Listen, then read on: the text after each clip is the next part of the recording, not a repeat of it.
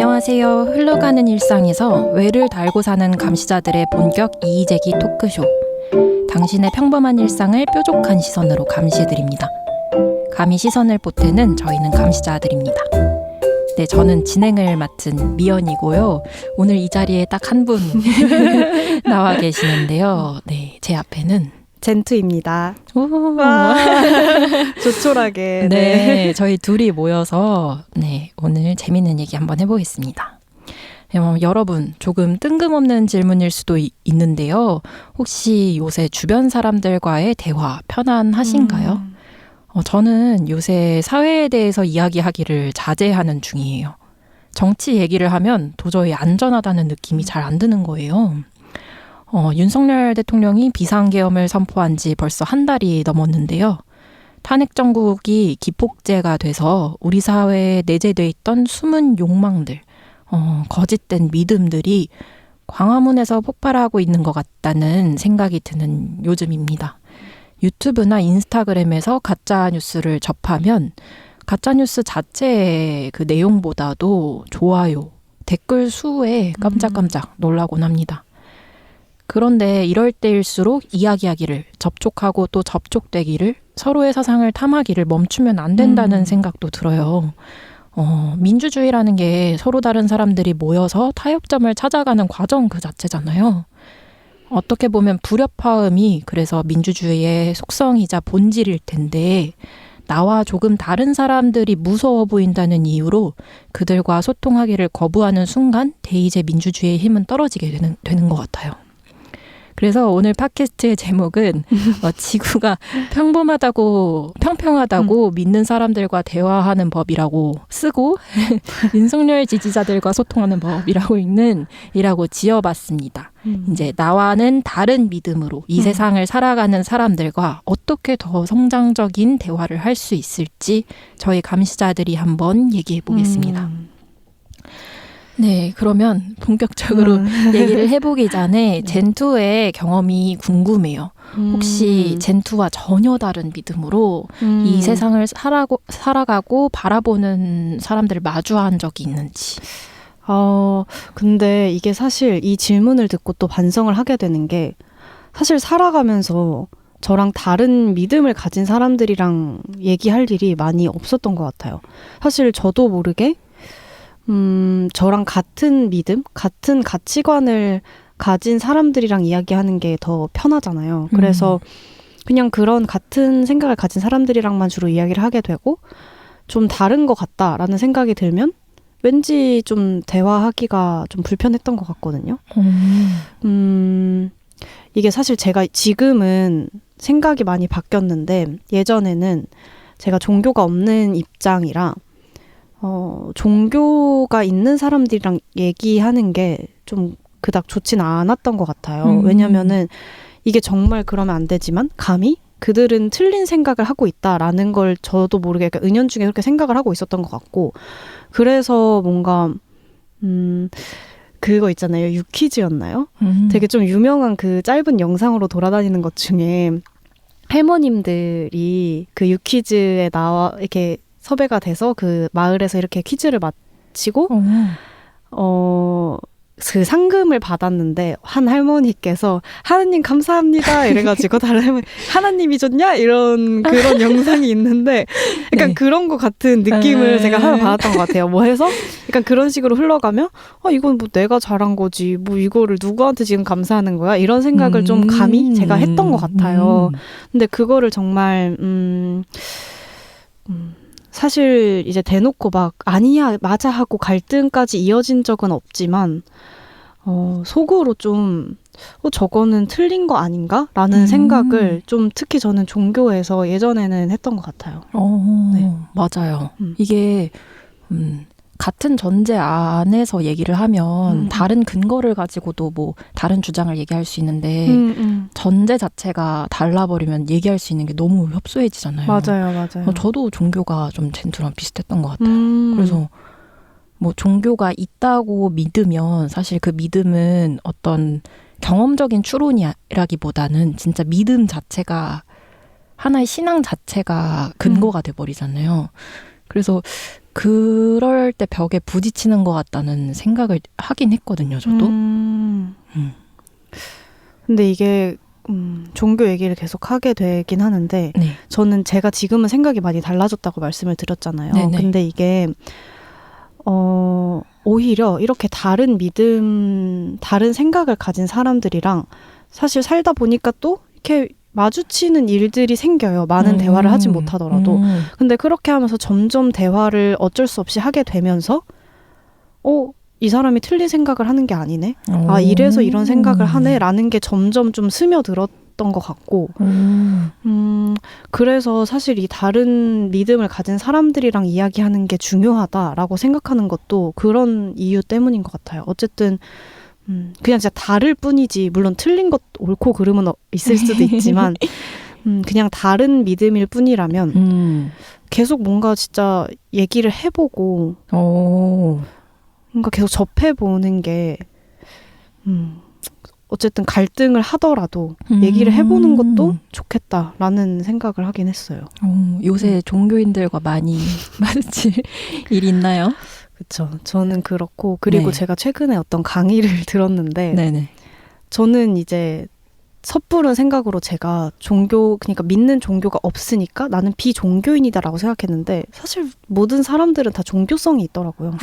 그리고 저는 특히나 그냥 제가 가지고 있는 종교가 없었을 뿐이지 생각해보니까 저도 종교성이 되게 짙은 사람인 걸 느껴서 그래서 뭔가 그래서 이렇게 다른 얘기들을 많이 들어보는 게 좀 도움이 됐던 것 같아요. 진짜 공감이 좀 되는 것 같아요. 저도 저 스스로를 종교가 없다고 분류하긴 하지만 뭐 우리가 믿는 어떤 것들이 있잖아요. 그게 뭐 자본주의가 될 수도 있고 어떤 맞아요. 능력에 대한 믿음 혹은 뭐 내가 열심히 하면 결과가 따르겠지 이런 믿음이 될 수도 있고 혹은 뭐 이 세상은 그냥 다 그냥 운 없이 굴러가는 거고 나는 그냥 살기만 해도 적당히 반은 뭐 이런 것도 하나의 믿음이 될 수 있잖아요. 그래서 그 종교성이라고 표현을 해주셨는데 그런 성질 같은 게 각자 다 있는 것 같아요. 맞아요. 저는 약간 우리가 좀 보편적인 경험 얘기를 했는데 그러니까 종교에 집중해서 얘기를 해봤는데 저는 특히 이번 비상계엄 이후로 이 다른 사람들을 마주칠 기회가 갑자기 폭증한 것 같아요. 그러니까 이전까지는 저도 젠투처럼 저와 다른 사람들을 굳이 만날 지도 않았고 만날 기회도 없었거든요. 근데 이제 뉴스만 틀면 나랑 다른 사람들이 나오니까 이거 참 신기하다 이런 생각이 들거든요. 저는 이제 언론사 입사를 준비하는 사람이니까 최근에 뉴스 기사 공모전을 준비했거든요. 네. 그래서 그거 취재차 윤석열 탄핵 반대 집회에 간 적이 있어요. 네. 근데 정말 저랑 너무 다른 거예요. 그러니까 어떤 자유를 외칠 때 거기에 내포되는 구성 물질 같은 것도 저랑 너무 다르고 단어는 비슷하게 쓰는데 그거를 정의하는 방식이 너무 달라서 조금 놀랐던 것 같거든요. 근데 처음에는 너무 무서웠어요. 여기 취재하러 이 사람들 안에 있다는 것만으로도 조금 공포스럽고 약간은 내가 이 사람들과 조금이라도 다른 좌파인 거를 들키면 바로 이제 그렇게 당하는 거 아닐까 이런 생각도 들고 그랬는데요. 근데 조금만 있다 보니까 저도 어느 정도는 이 사람들의 그냥 사람으로서의 면모가 보였던 것 같거든요. 그래서 나와는 다른 사람들이 진짜 이상한 사람일까? 이런 얘기를 한번 해보면 좋을 것 같아요. 나와는 다른 사람들이 이상한 사람인가? 근데 이거는 진짜 확실히 답할 수 있는 건 이상한 사람이 아니라고 저는 답을 하고 싶거든요. 저도 미연처럼 취재차 이제 탄핵 반대 집회를 가봤는데 저도 똑같은 이유로 무서웠어요. 내가 이 사람들과 다른 생각을 가지고 있다는 이유로 그걸 들켜서 맞아요. 여기서 갑자기 공격을 당하면 어떡하지? 그러니까요. 그런 생각이 들고 저도 이 사람들이 뭔가 틀린 생각을 하고 있다고 생각하니까 좀 무서웠거든요. 근데 이제 그 집회 안에 있을 때 어르신들이 웬 젊은 여자애가 고생하는 것 같다고 생각을 했는지 자꾸 저한테 한 분씩 오셔가지고 삶은 계란 하나 주고 가시고 막 추러스 이거 먹으라고 저 먹을 시간 없어요 이래도 아이 먹으라고 주고 가시고 뭐 꽃감 이런 거 꽃감이 진짜 맛있었거든요. 맛있죠. 한겨울에 그거를 주고 가셨는데 그래서 저는 좀 진짜 생각이 딱 든 게 이 사람들이 진짜 다 이상한 사람이 아니구나. 그러니까 정말 그 믿음이 그런 거지 이 사람 한 명 한 명은 진짜 그냥 같은 사람인 거예요. 그래서 진짜 이상한 사람들일까라는 질문에는 정말 아니라고 저는 답을 할 수 있을 것 같고 네 그랬던 것 같아요. 그리고 그 탄핵 반대 집회에서 이렇게 발언을 하는 그냥 시민들이 있잖아요. 근데 그 사람들의 얘기를 들어보면 결국 다 자기 삶이 힘들거든요. 맞아요. 경제적으로도 그렇고. 그러니까 그런 게 조금 진짜 그런 한 끗 차이의 해석으로 뭔가 다 다르게 발현이 되는 것 같은데 결국 이유는 어쨌든 내가 살기 힘들다는 그런 중요한 이유가 있다는 것도 다 결국에는 다 같은 사람들이구나라는 생각을 좀 하게 됐던 것 같아요. 미연은 어떻게 생각해요? 이상한 사람들일까? 라는 질문에. 저도 약간 답정너처럼 이 질문을 쓴 건데요. 아니라는 답을 듣고 싶어서 젠투한테 이 질문을 한 건데요. 젠투가 딱 정확하게 제 의도대로 답을 주셨어요.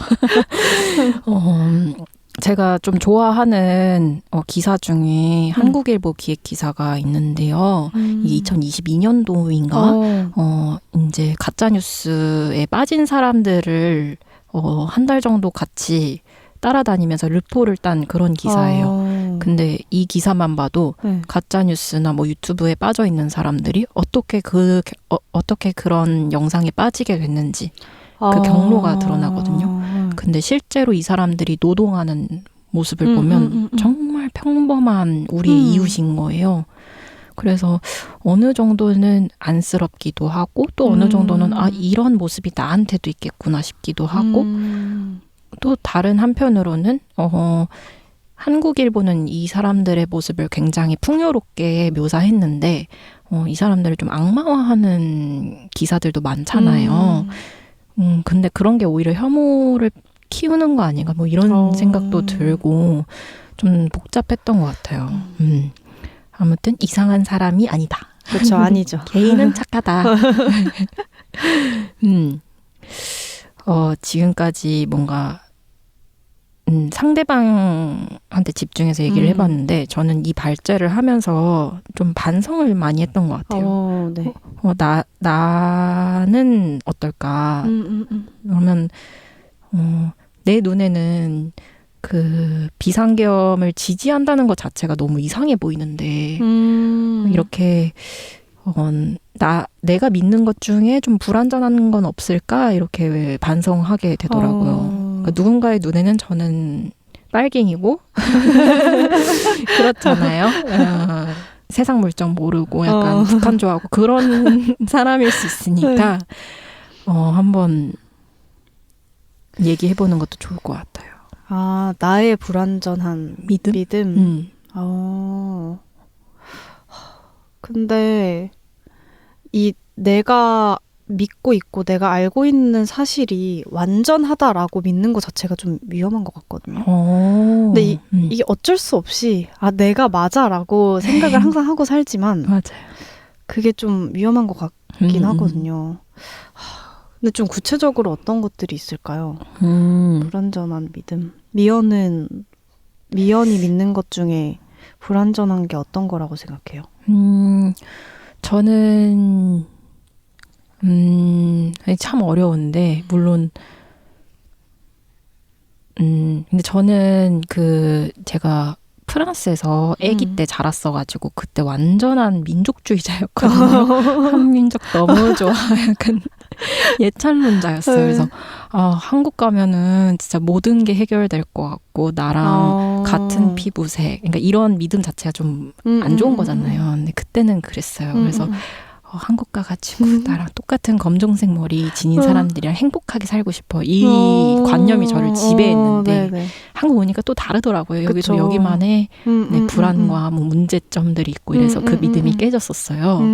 그래서 뭔가 딱 젠투 말이 맞는 것 같아요. 나는 이런 가치를 지향하지만 그것도 불완전할 수 있겠다라는 생각을 끊임없이 하는 게 좋지 않을까 싶어요. 맞아요. 저도 뭔가 하나 콕 집어서 생각나는 건 없는데 네. 그래도 저도 최대한 내가 알고 있는 게 다 100% 진짜 옳다라는 생각은 좀 안 하려고 하거든요. 근데 저는 이게 그냥 사람을 개인적으로 보는 데 있어서도 좀 그런 것 같아요. 저는 아예 이 사람은 좋은 사람이야, 이 사람은 나쁜 사람이야 라고 딱 구분을 하지 않으려고 노력을 해요. 네. 나쁜 사람이어도 물론 진짜 흉악범이거나 이런 사람을 굳이 좋은 점을 이렇게 해가지고 할 필요는 없지만 네. 어쨌든 그냥 인간관계에 있어서 이 사람 나쁜 사람이야 라고 생각을 해도 그 사람도 또 어떤 부분에서는 또 좋은 그런 점이 있을 수도 있고 내가 좋다고 생각했던 사람이 또 그런 안 좋은 면이 있을 수도 있어서 좀 그냥 저는 사람을 볼 때 그런 진짜 완전한 그런 믿음을 가지지 않으려고 좀 하는 것 같긴 해요. 맞아요. 저도 생각을 해보면 뭔가 그러니까 저랑 되게 다른 세계관을 가지고 있어도 대화가 오히려 재밌을 수도 있잖아요. 맞아요. 저는 특히 그 군대 나온 남성들과의 대화가 안보 얘기할 때 진짜 재밌었거든요. 우리의 주적은 북한이기 때문에 뭐 이런 전제로 모든 대화가 시작되니까 그거 반박하는 게 재밌기도 하고 그랬던 적이 있어요. 근데 이게 참 그 경계가 어려운 것 같아요. 극단주의자들이 꼭 있잖아요. 그러니까 윤석열도 극단주의자였고 그 이번에 폭력적인 방법을 택한 몇 시민분들도 극단주의인 거고 그래서 언론에서 그들을 접하다 보면 이제 중간에 있는 사람들이 잘 안 보이고 좀 그 사람들이 무서워질 때가 있는 것 같아요. 맞아요. 그게 그래서 나랑 다른 사람들이랑 잘 대화해봐야지 싶다가도 그런 몇 사례를 보고 나면 조금 움츠러들게 된달까요? 쉽지 않은 것 같아요. 맞아요. 저도 네. 이제 기자 준비를 할 때, 시험 준비를 할 때, 특히 그런 경우가 많잖아요. 사실 언론마다 이제, 그런 어쨌든 간에 약간의 논조가 있기 마련인데, 사실 준비를 하는 입장에서는 그 회사마다 논조에 맞춰서 준비를 하게 돼요. 근데 사실 제가 옳다고 믿는, 특히 뭔가 경제나 이런 노동 관련해서 제가 옳다고 믿는 게 있으면, 또 그 반대되는 논조의 회사에 갈 때는 제가 어쩔 수 없이 그 반대의 논조에 맞춰서 근거나 주장들을 막 찾게 돼요. 근데 사실 그러다 보면 그게 또 틀린 말이 아닌 거예요. 맞아요. 그래서 네, 진짜 그런 걸 보면서도 와, 이게 진짜 완전히 옳다고 할 수 있는 게 없겠구나. 그냥 내가 좀 더 그냥 내 생각에 좀 더 옳은 것, 그냥 내 가치의 문제 아닐까? 라는 생각을 하긴 해요. 맞아요. 우리가 뭐 아리스토텔레스도 아니고 매 사안마다 질문할 수 없잖아요. 저는 뭐 예를 들어서 하나의 관점이 뭔가 삶을 좀 더 편안하게 만들려고 우리가 채택한 좀 일종의 알고리즘 같은 거라고 생각하거든요. 그냥 오늘 너무 많은 생각을 하기엔 내 뇌에 총량은 정해져 있으니까 이런 관점을 좀 택해서 나는 이렇게 바라볼래 하는 알고리즘인 것 같은데 뭐 그런 사람들 만나면 너무 피곤하잖아요. 진짜 아리스토텔레스가 막 너의 전제는 이건데 왜 그렇게 생각해? 이게 아닐 수도 있잖아 하면 좀 딱밤마렵고 그렇죠. 그래서 이게 참 그 중간이 어려워요. 나를 의심하기도 해야 되고 나를 확신하기도 해야 되고 그래야 되는데 그죠? 근데 이 알고리즘이라는 표현이 딱 맞는 것 같아요. 사실 우리는 그냥 진짜 인생 자체를 그렇게 그냥 사실 나랑 맞는 얘기 듣고 그런 것만 보고 하는 게 편하고 좋잖아요. 그러니까요. 근데 진짜 킹 받는 거는 반성은 저희가 하고 저희를 반성하게 만드는 주체는 이제 옥중에서 편지 쓰고 계시고 그렇죠. 그게 조금 킹 받긴 한데 그래도 반성을 해야 또 나아갈 수 있으니까 맞아요. 네, 그렇다면 드디어 본론 얘기를 한번 해볼까 합니다. 나와는 너무 상이한 믿음을 가진 사람, 그들과 어떻게 대화를 시작하면 좋을지 한번 방법론에 대해서 얘기해보면 좋을 것 같아요. 제가 이 발제 제목을 지구가 평평하다고 믿는 사람들과 대화하는 법이라고 지었는데 이게 네. 사실 책 제목이에요. 그리고 이 저자 이름이 리 맥킨타이어라는 분인데 이분이 진짜 좀 과학에 미친 사람인 거예요. 그래서 이 과학을 부정하는 사람들이 너무 궁금해서 실제로 지구가 평평하다고 믿는 사람들을 찾아서 대화를 나눠봐요. 이 평평한 지구국제학회라는 곳에 참석해가지고 그들의 믿음을 변화시킨 일대기를 기록합니다. 근데 그게 진짜 지난해요. 막 설득도 해보고 뭐 공감도 해보고 동료도 해보고 화도 해보고 뭐 논증도 해보고 다 해보는데요. 근데 결국 바뀌더라고요. 지구가 평평하다고 믿는 사람들이 지구가 둥글 수도 있겠다 이렇게 바뀌는 과정이 되게 섬세하게 담겨 있어서 굉장히 재밌게 읽었습니다.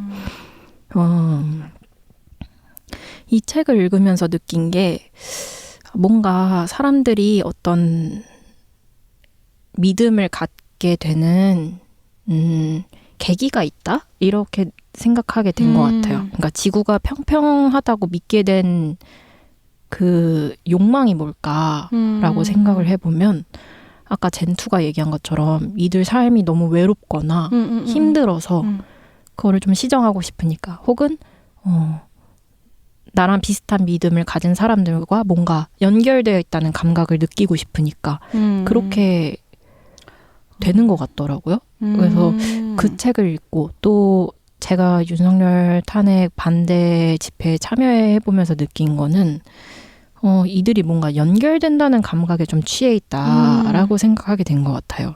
뭔가 특히 탄핵 반대 집회 주요 나이대가 이제 시니어 분들인 경우가 있잖아요.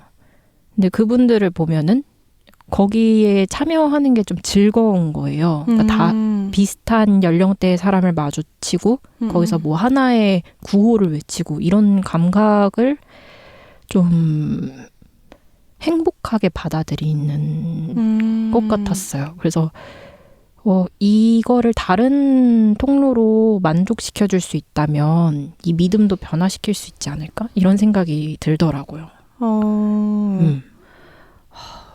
근데 이 책 정말 읽어보고 싶네요. 그 과정이 진짜 어땠을지 그렇죠. 궁금하고. 근데 진짜 미연 말처럼 뭔가 이 같은 생각을 가지고 있는 사람들끼리 그 탄핵 반대 집회에서 연결되고 싶어 한다. 그거에 되게 희열이랄까요? 뭔가 그걸 느끼는 거를 저도 그렇다라고 생각을 했는데 근데 사실 그런 욕망을 다른 방식으로 충족해 주는 것만으로 완화될 수 있을까 하는 생각은 들어요. 맞아.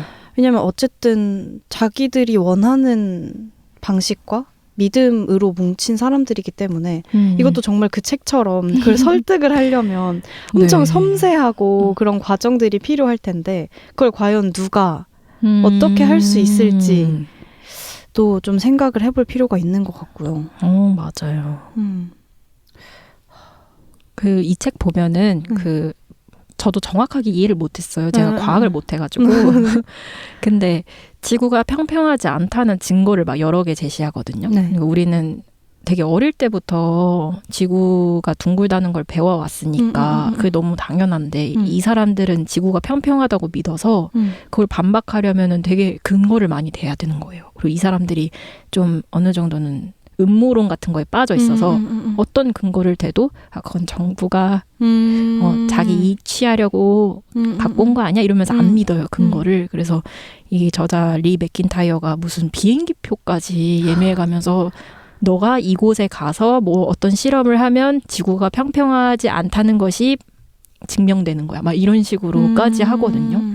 근데 저는 이 저자의 태도를 보면서 나는 나랑 반대되는 사람을 설득하기 위해서 이렇게까지 해본 적이 있나? 뭐 비행기 표까지 예매해본 적이 있나? 이런 생각을 약간 자기 반성을 하게 되더라고요. 근데 저는 한 가지 이제 또 궁금한 게 생기는 게 어쨌든 본인들 그 지구가 평평하다고 믿는 사람들도 그렇고 본인이 옳다고 강하게 믿는 사람들에게 객관적이고 과학적인 증거를 들이미는 게 효과적인가? 라는 생각은 들어요. 왜냐면은 그 사람들은 이미 그런 자신의 믿음이 불완전하다라는 전제가 없기 때문에 그런 사고를 잘하지 못하기 때문에 내가 옳다라는 거에 강하게 심취해 있는데 맞아. 그 반대되는 객관적인 증거를 주면 오히려 뭔가 더 자극이 될 것 같거든요. 그리고 그 막 여기 가서 실험을 해봐라라고 했을 때 만약에 해서 그게 맞아요. 그래도 흔쾌히 뭔가 인정하지 않을 것 같은? 벌써 답답해. 네. 뭔가 그게 현실이지 않을까? 맞아요. 라는 생각이 들어요. 그니까요. 저도 아직 한 번도 안 해보긴 했는데 제가 저번에 그 아까 말씀드렸던 공모전 취재하면서 가짜뉴스를 좀 파보고 싶어서 네. 부계정을 팠어요. 네. 그래가지고 그 윤을 지지하는 20대 대학생인 것처럼 하니까 팔로워가 좀 많아지더라고요. 그래서 그들과 대화를 좀 해봤는데요. 네. 그들이 갖고 있는 또 증거가 몇 개가 있어요. 그러니까 허무맹랑한 게 아니라 되게 교묘하게 짜집기된 뭐 폭스뉴스의 어떤 영상 혹은 어떤 통계 막 이런 걸로 갖고 있더라고요. 그래서 그거를 반박해주면 조금 수그러들지 않을까 이런 생각도 들었던 것 같아요. 근데 진짜 극단에 있는 사람들은 솔직히 대화할 가치가 없는 것 같고 약간 극단에 있지만 그들보다는 증거를 갖고 극단에 있는 사람들과 얘기하면 좀 낫지 않을까. 그래도 좀 대화를 할 수 있는 사람들. 네. 그쵸. 맞아요. 근데 그래도 너무 힘들어요. 네, 이게 그래도 좀 대화를 하고 설득을 하려는 과정이 필요한 것 같긴 한데 맞아. 이게 좀 힘들다고 생각이 드니까 그냥 안 해버리고 그냥 대립하기만 하는 것도 진짜 문제인 것 같아요. 맞아요. 맞아요. 저는 그런 의미에서 약간 근데 저는 또 한 가지 생각을 한 건 네. 약간 그 탄핵 반대 집회도 이 사람들이 뭔가 서로 연결되어 있고 그런 감정을 원하는 것 같다라고 우리가 얘기를 했잖아요. 맞아요. 근데 그것도 그렇지만 저는 그 사람들의 이야기를 들으면서 그 내 삶이 어려운 상황 그거에 이유를 찾고 싶어 하는 것 같았어요. 그래서 그거를 이제 그 이유를 찾다 보니 그 탓하기 되는 게 이제 좀 잘못된 방향으로 가게 된 것 같다라는 생각도 해서 진짜 사실 이 모든 거의 근본적인 근원은 먹고 사는 거에 그런 문제가 그 목사님 네 그런 거와는 이제 관련 없이 발언을 하겠습니다. 네. 근데 맞죠. 우리 이제 저희가 같은 과를 나왔는데 교수님께서 항상 인심은 그 곳간에서 나온다. 그렇죠, 맞죠, 그 얘기를 맞죠. 너무 많이 하셔가지고 뭐 청년 실업률 20% 이상 되는 순간 폭동이 일어난다 이런 얘기 많이 하셨던 것 같고 그렇거든요. 그래서 맞아요. 근본적인 문제는 뭔가 서로 달라도 인심이 넉넉해야 되는데 맞아요. 먹고 사는 게 이렇게 얘기하니까 절대 뭐 특정을 지지하거나 그런 발언이 아닙니다. 네, 경제 문제가 쉽지 않은 것 같긴 해요. 진짜 일상의 문제죠. 일상에서 시작하는 것 같아요. 맞아요.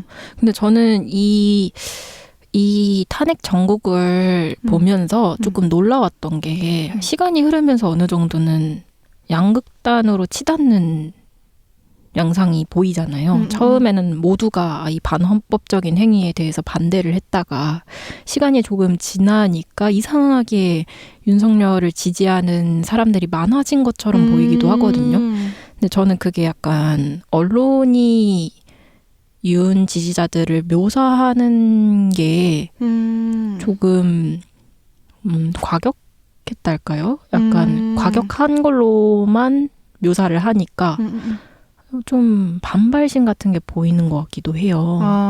그래서 물론 이게 닭이 면저냐 달 닭알이 먼저냐 이거긴 한데 그래도 아까 말씀드렸던 한국일보 기사처럼 어느 정도는 어차피 우리가 다 같이 살아가야 되고 한 표를 행사해야 하는 사람들인데 그거를 좀 물론 이제 폭력적인 방법은 당연히 단호히 반대해야 하지만 이렇게 양극단으로 묘사하는 게 괜찮을까라는 생각은 들었습니다. 네.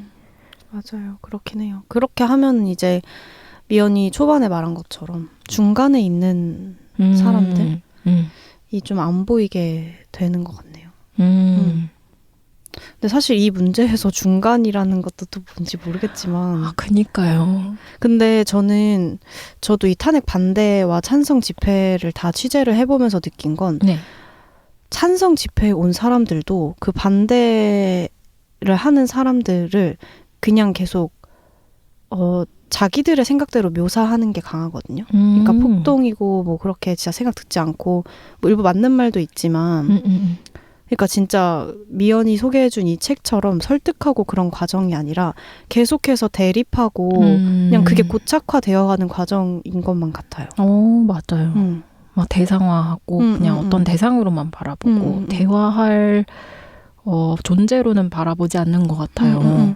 물론 이렇게 내란을 뭔가 이런 상황을 만들고 그런 책임자들은 당연히 이제 대가를 치르고 그럼요. 뭔가 빨리 나라가 정상화돼야 하는 건 맞지만 어쨌든 그렇게 뭔가 집회에 참석하는 한 명 한 명의 개인 사람이라는 걸 놓고 봤을 때는 네, 그냥 진짜 배척하기만 하기보다는 뭔가 설득하고 그런 과정도 필요하지 않나 네, 그런 생각이 좀 듭니다.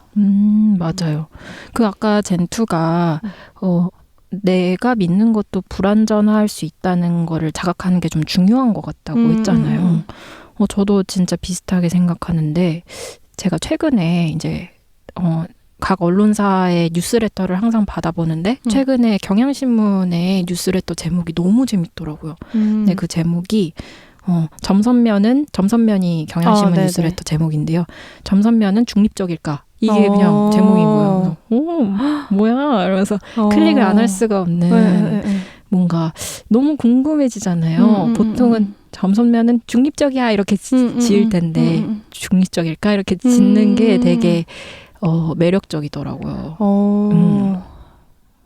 근데 저는 사람이 네. 중립적일 수는 없다고 생각을 하거든요. 맞아요. 어떻게든 이게 진짜 불완전하다라고 자각하는 게 중요한 거지. 그쵸. 사람들마다 당연히 뭐가 더 옳은지를 추구하는 그런 가치관은 당연히 필요하고 있을 수밖에 없다고 생각을 해요. 근데 그래서 미연이 말한 것처럼 그거를 좀 대신 이게 언제든지 틀릴 수 있다. 그러니까 다른 의견을 들어볼 수 있다.